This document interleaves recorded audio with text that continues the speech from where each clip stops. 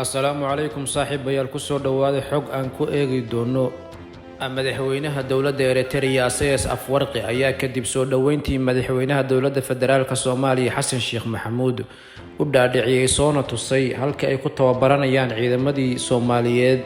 وقاري شنتكون ولا لا مدو قاري سا أفرسنا ورقودا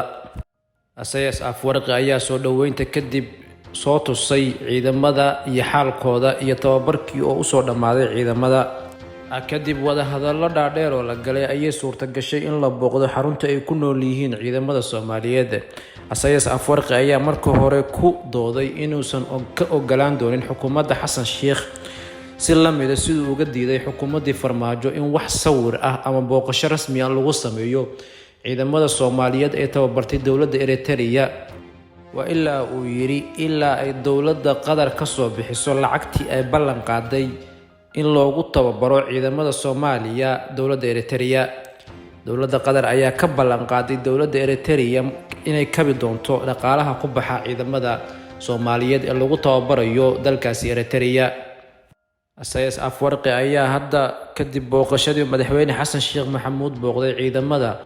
sheegay ciidamadani inay ka duuli doolin ama ka bixi doonin Eritrea ilaa miiska loo saaro Asayas Afwarqi lacag gaaraysa $50 milyan Asayas Afwarqi ayaa ku doodaya in wadankiisa oo dhaqaale xumo iyo cunaqabateen uu saaray Mareykanku iyo xanuunkii COVID-19 daraadii uu kharash badan uga baxay tababarida iyo kabida dhaqaalaha siinta cunto iyo biilal ciidamada Soomaaliyeed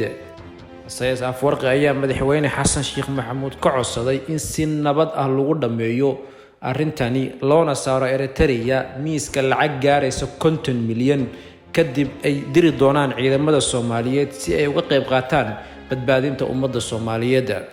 ciidamadan ayaa waxa aad ugu amaanan dawladii hore Maxamed Cabdullaahi Farmaajo dhaliilo kadib iyo beeno badan oo la mariyay baraha bulshada ayaa arintani noqonaysa mid ka farxisa xukuumadii hore laakiin caqabada ugu weyn waxay tahay dawladda Soomaaliya oo hadda wajahaysa abaara aad u baahan oo aan hayn lacagtaas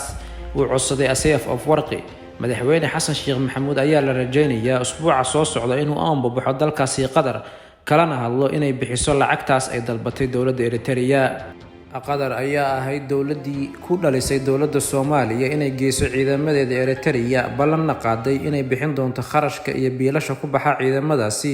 iyo kabida wixii kasto oo ka sahlaya inay helaan tababar adag